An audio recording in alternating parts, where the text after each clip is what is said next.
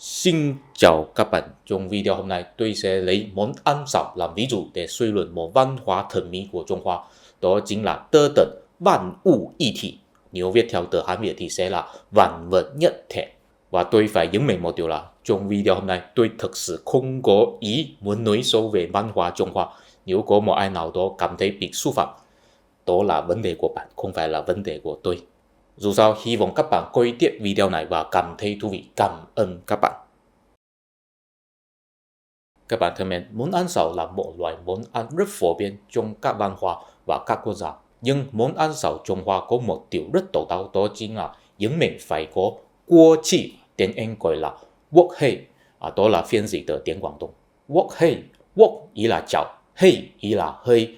Để cho tiện xin để tôi tạm thời phiên dịch thành hơi chảo.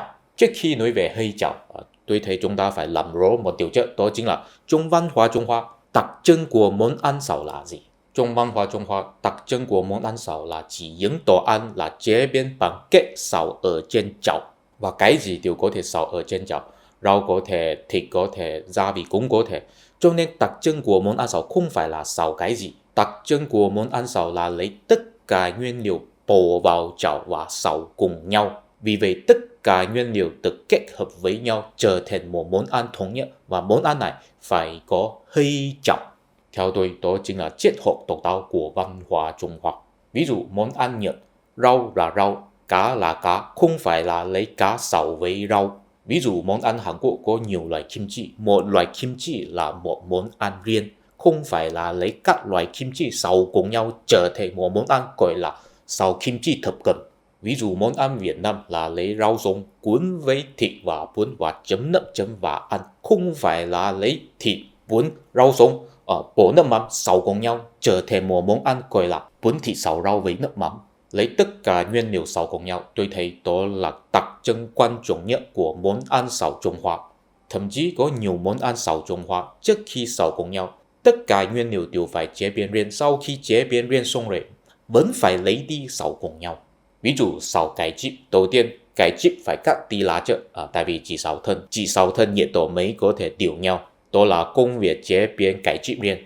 Và sau đó sẽ lấy cải chip đi xào cùng với tỏi. Nhưng trước khi xào cùng nhau phải chỉ xào tỏi trước. Xào tỏi xào đến có màu vàng và lấy ra chảo đặt một bên. Đó là công việc chế biến tỏi riêng. Sau đó xào cải chip xào đến ra nước đặt một bên. Sau đó bỏ dầu xào tỏi và bỏ rau xào cùng với rau, bỏ gia vị, cuối cùng bật lửa lớn xào cùng nhau làm xong rồi. Các bạn thấy công việc xào cùng nhau là bước cuối cùng, và khi xào cùng nhau phải bật lửa lớn, tại vì bật lửa lớn mới có thể tạo nên một hương vị độc đáo, đó chính là hơi chảo. Theo tôi, xào cùng nhau và nhấn mạnh phải có hơi chảo, đó chính là phản ánh một văn hóa thẩm mỹ của Trung Hoa. Theo tôi, đó chính là vạn物一体, vạn vật nhất thể. Các bạn thân mến, vạn vật nhất thể ý là vạn vật đều thống nhất với nhau, trở thành một chỉnh thể. Và nhắc đến thống nhất, tôi toán sẽ có nhiều ngày nghĩ đến các vấn đề chính trị của Trung Quốc bây giờ. Điều đó có một chút liên quan đến nội dung video tôi, nhưng không phải là chủ đề của video tôi. Trong video tôi, vạn vật nhất thể là một văn hóa thẩm mỹ, nhưng cũng có liên quan đến chính trị. Tôi tin rằng các bạn đều đã biết rằng, người Trung Quốc luôn luôn nghĩ rằng lịch sử Trung Quốc có 5.000 năm, và từ 5.000 năm trước đến bây giờ mãi mãi là một lịch sử tiếp tục và nhất quán. Ngay cả trên thực tế trong lịch sử Trung Quốc có nhiều thời điểm là do người dân du mục thống trị, nhưng người Trung Quốc vẫn nghĩ rằng những người dân du mục đã bị đồng hóa với văn hóa Trung Hoa rồi. Thế cái gì là bị đồng hóa với văn hóa Trung Hoa? Theo tôi, nói cụ thể hơn, ý là bị văn hóa sĩ phu đồng hóa. Và tôi phải nhấn mạnh một điều là tôi là nói văn hóa sĩ phu kiểu Trung Hoa, không phải là kiểu Việt Nam, kiểu Hàn Quốc, kiểu Nhật Bản, bất cứ kiểu gì. Tôi là nói văn hóa sĩ phu kiểu Trung Hoa. Văn hóa sĩ phu kiểu Trung Hoa ý là tin rằng ở dưới thiên hạ mỗi người đều nên chấp nhận một bộ luân lý giống nhau. Đó tất nhiên là chỉ luân lý nho giáo, và cùng nhau trung thành với một thiên tử. Nếu có thể như vậy thì ở dưới thiên hạ sẽ không có chiến tranh nữa. Đồng thời vì đạt được mục tiêu này, sĩ phu tức là những người có hiểu biết luân lý nho giáo, có trách nhiệm phục vụ triều đình và giáo hóa người dân. Phục vụ triều đình và giáo hóa người dân thật ra là hai mặt của một đồng xu. 媳妇giáo化người dân ý là thuyết phục người dân tiếp nhận một bộ luân lý giống nhau. Tiếp nhận một bộ luân lý giống nhau thật ra là chỉ trung thành với một thiên tử cùng nhau. Vì vậy tạo nên một tình hình gọi là thiên hạ thống nhất. Và theo tôi tơ tận như vậy có sinh ra một văn hóa thẩm mỹ độc đáo của Trung Hoa, đó chính là vạn vật nhất thể. Và nói cụ thể hơn, theo tôi ý là liên kết tất cả các thứ để trở thành một chỉnh thể. Ok, thế tơ tận như vậy có gì liên quan đến món ăn sao? Tôi đoán các bạn đều có thể nhìn thấy được, món ăn xào kiểu Trung Hoa chính là lấy tất cả nguyên liệu xào cùng nhau để trở thành một món ăn thống nhất. Nhưng video của tôi tất nhiên là không phải đơn giản như vậy, và tôi muốn nói nhiều hơn. Trong văn hóa thẩm mỹ vạn vật nhất thể không phải là thống nhất người dân, mà là thống nhất nội tâm của mình. Các bạn thân mến, tư tưởng mà muốn thống nhất thiên hạ đó là một chuyện tốt hay là xấu, tôi không bàn về trong video này. Trong video tôi là bàn về văn hóa thẩm mỹ của媳妇 Trung Hoa.媳妇 Trung Hoa có một ý định là cảm thấy mình có trách nhiệm đi giáo hóa thiên hạ. Và muốn giáo hóa thiên hạ thì phải có quyền lợi, cho nên phải đi thi khoa cử để trở thành quan lại. Trở thành quan lại ý là có trách nhiệm phục vụ thiên tử, và vì có phục vụ thiên tử cho nên mới có tài nguyên và quyền lợi đi giáo hóa thiên hạ. Trong đó có một vấn đề là thiên tử không nhất định là một người dễ tính. Có nhiều trường hợp là thiên tử là một người khó tính, nhưng vì giáo hóa thiên hạ, dù thiên tử khó tính hay dễ tính,媳妇cũng phải chịu, cũng phải phục vụ và trung thành. Món ăn xào kiểu Trung Hoa không phải là từ 500 năm trước đã có phổ biến ở Trung Quốc rồi. Đó là phổ biến sau 90 tại vì đến 90 kỹ thuật sản xuất dầu mới hoàn hảo. Món ăn xào phải dùng nhiều dầu, nếu không có dầu thì không thể xào. Tức là trước 90 đa số người Trung Quốc không có điều kiện, tức là không có dầu để mỗi ngày làm món ăn xào. Và trong lịch sử Trung Hoa cũng là sau 90, chính trị Trung Quốc càng ngày càng chuyên chế, thiên tử càng ngày càng khó tính, cho nên hoàn cảnh媳妇càng ngày càng khó khăn. Ví dụ trước 90 khi媳婦đối mặt với hoàng đế ngồi,媳婦đứng. Sau 90 hoàng đế ngồi,媳婦quỳ xuống. Ví dụ trước 90 nếu媳婦có xúc phạm hoàng đế chỉ sẽ giáng chức thôi. Nhưng sau 90 hoàng đế không chỉ sẽ giáng chức, cũng sẽ dùng hình phạt, tức là dùng gậy đánh mông, đôi khi cũng sẽ đánh chết媳婦. Chính trị là chuyên chế như vậy, cuộc sống làm quan là nguy hiểm như vậy, nhưng媳婦cũng không thể thoát ra trách nhiệm đi làm quan. Tại vì thế giới hiện thực ở bên ngoài là làm người ta thất vọng, cho nên có nhiều媳phụ họ chuyển sang nội tâm của mình để tìm được sự an ủi. Ý là họ không thể thực hiện hoài bão trong thế giới hiện thực, cho nên họ chuyển sang thực hiện hoài bão trong thế giới nội tâm. Họ không đủ điều kiện đi giáo hóa người dân, tại vì chính trị quá chuyên chế. Nhưng họ có đủ điều kiện đi giáo hóa mình, tại vì chỉ là giáo hóa mình thôi. Thế giới hiện thực rất tối tăm, nhưng thế giới nội tâm của họ có thể rất trong sạch. Ở đây tôi phải giải thích một chút. Khái niệm nội tâm trong sạch trong văn hóa Trung Hoa là gì? Có lẽ nhắc đến nội tâm trong sạch, các bạn sẽ nghĩ là không có ý tưởng tội ác ở trong, đó là rất đúng. Nhưng trong văn hóa Trung Hoa không có ý tưởng tội ác, ý là không có ý tưởng ích kỷ. Nhưng mà con người suy nghĩ cho mình, tính toán cho bản thân mình, đó là một sự rất tự nhiên. Thế làm thế nào được coi là không có ý tưởng ích kỷ? Trong văn hóa Trung Hoa, ý là luôn luôn tính toán cho người dân, luôn luôn suy nghĩ cho người dân.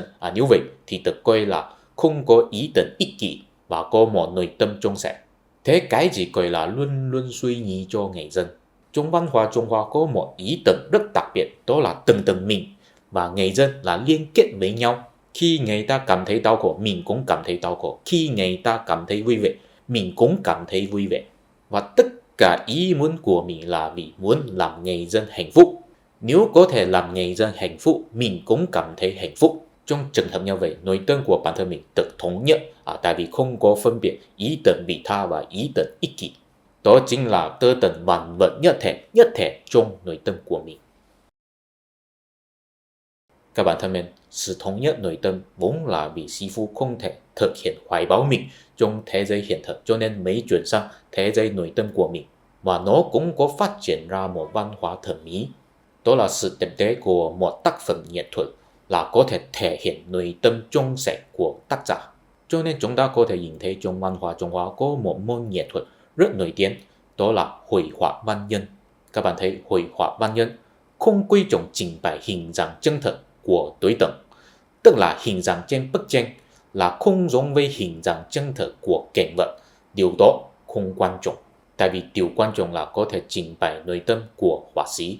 Họa sĩ không phải là vẽ cảnh vật mà là vẽ nội tâm của mình, trình bày một ấn tượng thống nhất trên bức tranh để cho người ta thấy. Khi nhìn vào bức tranh, người ta không nên chỉ nhìn vào một cái cảnh, một cái vật, mà là phải thưởng thức một ấn tượng thống nhất trên bức tranh. Khi tăng thưởng thức ấn tượng thống nhất này cũng là tăng thưởng thức nội tâm của họa sĩ. Theo tôi, nghệ thuật này cũng có phản ánh trên món ăn xào của Trung Hoa, đó chính là những mệnh hơi chảo. Hơi chảo là chỉ khi xào đồ ăn phải dùng lửa rất lớn, và khi lửa rất lớn, thời gian xào đồ ăn phải rất ngắn và phải nắm bắt thời cơ và ngay lập tức kết thúc. Tại vì dùng lửa lớn xào cho nên nhiệt độ đồ ăn có thể tăng lên rất nhanh. Trong khi nhiệt độ đồ ăn tăng lên rất nhanh, người bếp phải kiểm soát để tránh đồ ăn bị cháy.